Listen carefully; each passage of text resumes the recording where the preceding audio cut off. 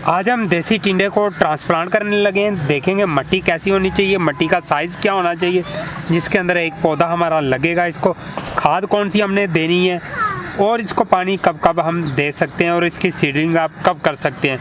तो इसी मज़ेदार टॉपिक के साथ वीडियो को शुरू करते हैं।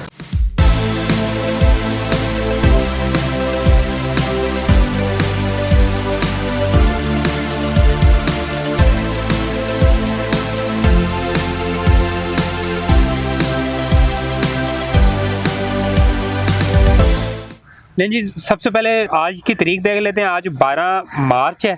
मार्च अप्रैल में इजीली आप इसकी सीडलिंग को कर सकते हैं। अप्रैल में करेंगे तो फिर आपको फुल गर्मी के अंदर थोड़ा सा ग्रीन शेड की ज़रूरत पड़ेगी। ग्रीन शेड आप लगा देंगे तो उसके अंदर आपको देसी टिंडा अच्छा खासा मिल जाएगा। अभी हमने जो ये पनीरी तैयार की थी, पनीरी हमारी बिल्कुल तैयार हो चुकी है और इस पनीरी को करेंगे यहाँ से मट्टी समेत अलग अलग। ज़रूरी नहीं है कि आपने देसी टिंडे की पनीरी ही लगानी है, पनीरी नहीं लगानी होती, आप इसको डायरेक्ट बीजों को लगा सकते हैं। मैंने तो पनीरी इसलिए लगाई क्योंकि मेरे पास अभी बड़ी जगह अवेलेबल नहीं थी। जब वो खाली होनी थी तब तक मेरे पौधे ये तैयार हो गए हैं, तो अब मैं इनको बड़ी जगह पे इजीली लगा सकता हूँ। पनीरी लगाने का हमें ये भी फ़ायदा हो जाता है कि इसकी केयर करना भी इजी रहता है।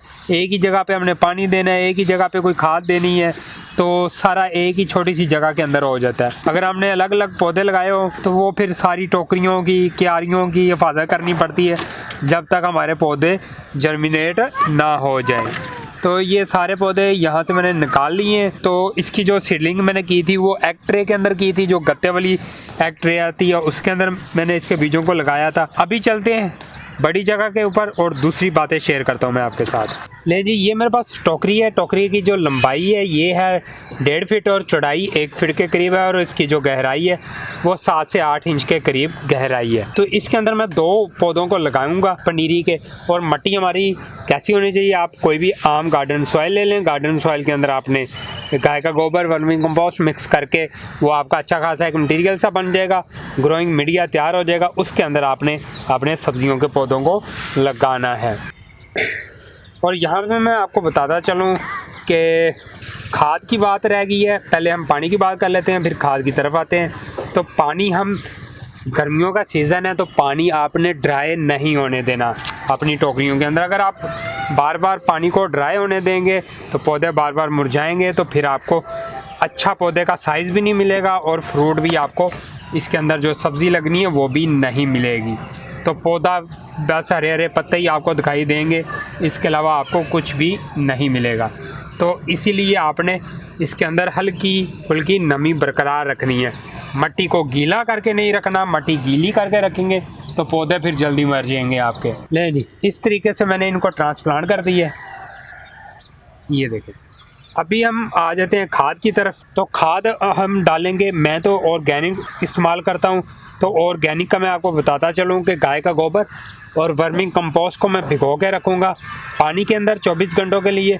उसके बाद जो उसका पानी होगा उसको सादा पानी के साथ मिक्स करके अपने पौधों को दूंगा। हर 8 दिन बाद आपने ये अमल दोहराना है जब तक आपके सब्जियों के पौधों के ऊपर सब्जियां नहीं लग जाती। अगर आप केमिकल वाली खाद इस्तेमाल करना चाह रहे हैं तो DAP मिट्टी के अंदर मिक्स करेंगे और जो यूरिया खाद है एक पौधे के लिए 20 से 25 दाने आपने इस्तेमाल करने हैं।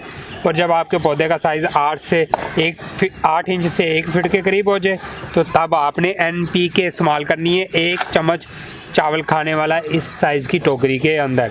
तो वो आपने ये वाली केमिकल खादें हर 18 दिन बाद 20 दिन बाद इस्तेमाल करनी है। मुझे उम्मीद है कि आपको ये देसी टिंडे की वीडियो अच्छी लगी होगी। अगर आपको वीडियो अच्छी लगी तो वीडियो को ज़रूर शेयर कीजिएगा। तो मिलते हैं एक नेक्स्ट वीडियो के साथ, तब तक के लिए अल्लाह हाफिज़, बाय बाय।